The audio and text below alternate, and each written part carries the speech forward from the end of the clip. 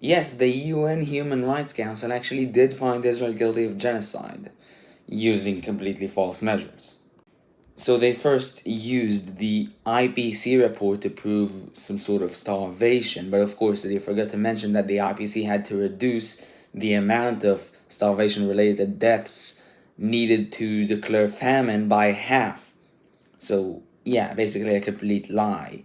They also used the fact that a lot of aid shipments to Gaza have been halted by Israel or outright destroyed. They forgot to mention again that 88% of their own trucks were raided by armed groups or militias within Gaza.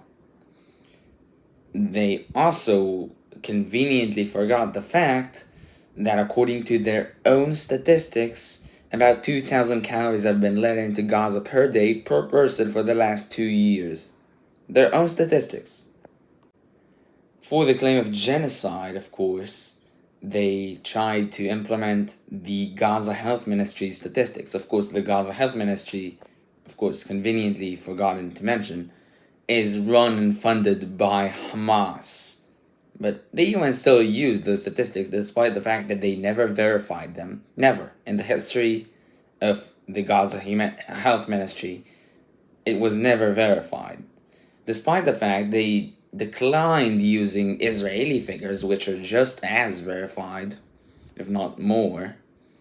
So that tells you just how much the word of the UN means nowadays. The UN has made almost half of its resolutions specifically against Israel.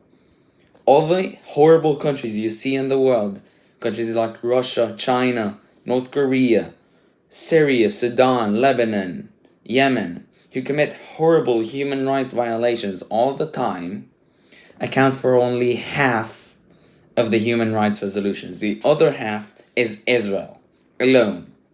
That's how biased the UN is. So I wouldn't listen to it.